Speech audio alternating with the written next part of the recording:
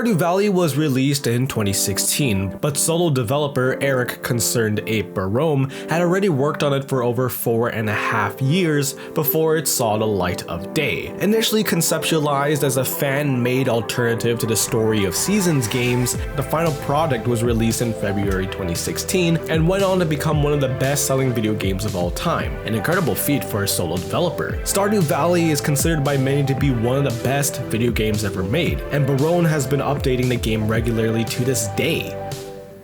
I think it's time for him to let it go. Of course, it's not my place to decide if the game is finished or not, or if it deserves to be left as is. As the sole developer and the person who knows most of what a completed Stardew would look like, that's up to Barone. But it's still very concerning how often the creators of breakout hits end up working on a single game indefinitely to keep providing new content for its loyal audience. We end up seeing games become pseudo-live service titles, updated over and over with new content and expansions with no end in sight. Stardew Valley is, to some extent, engaging in this practice. While this isn't inherently negative, I do feel that the normalizing of infinite free updates is a bad thing. It would be disingenuous to simply imply that the player base has no impact on the developer's decision to continue expanding and updating a game, because of course players exert pressure on developers for new content. Stardew Valley's core audience, while relatively tame, is loyal to a fault.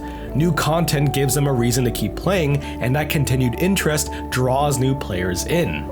And as a solo developer working with a single other developer, Barone is in complete control of the pace and scope of updates, giving him agency to stop if he wants to for any reason. This isn't always the case for other devs, who may end up stuck on a single project for years. But when you look at the wider industry, it's clear that because so many surprise successes have updated their games for free over long periods of time, players expect this to be the default for developers. It shouldn't be. Maintaining a game at this level requires work, and work should be paid. Far be it from me to tell developers how to monetize their games, but it's not fair to expect every single studio that makes an awesome game to provide free expansions and updates for the next decade. The practice is so prevalent and deep-rooted that even No Man's Sky's players are begging the studio to stop doing exactly this. New players will no doubt join the update, but free updates and expansions will no doubt serve an ingrained audience where the returns are diminished. Stardew's case feels especially prescient because, again, Barone is a solo developer. He's not only working on Stardew Valley full-time, but also developing the highly anticipated Haunted Chocolatier. That game was announced in 2021 and still has no projected release date, and really, who can blame him?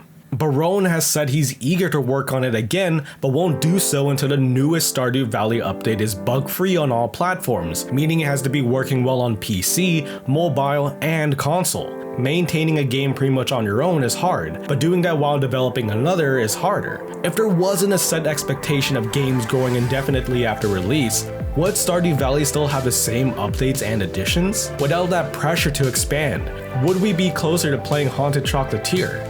I can't answer that question, but I can say that developers deserve to work on the projects they're most passionate about instead of the projects they're best known for. It's been 8 years. Barone has done more than enough.